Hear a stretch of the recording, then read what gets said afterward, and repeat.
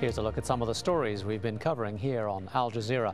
A Pakistani Taliban group has released a new video saying that 300 suicide bombers are trained and ready to launch attacks on civilian and military targets. The threats were made by a Taliban leader who is thought to be dead. Our correspondent Kamal Haider reports.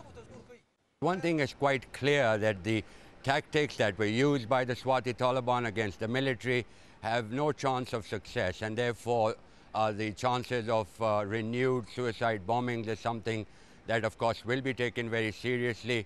Not to mention, of course, the propagandist element of this video, because this is, of course, to rally support within Swat from those people who would have been supporting him in the past as well. Of course, now the military is very much in command there, and so if they do move in Swat, the only option they will have is suicide attacks, because they cannot muster the conventional strength they will need.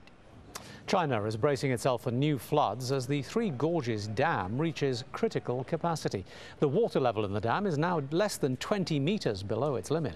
The tropical storm is now heading inland and is expected to dump heavy rain in areas that are already waterlogged, and officials have issued fresh flood warnings for the Yangtze River downstream of the dam. Melissa Chan reports from one of the cities affected by the floods. Major cities lie along the river, including the manufacturing city of Wuhan. It's all fun and games now, but the water can't get any higher, or else it'll flow into this city of 10 million people.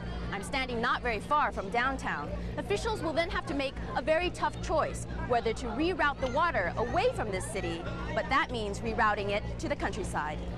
Now, Iran is planning to implement new regulations on the kind of hairstyles men are allowed to have.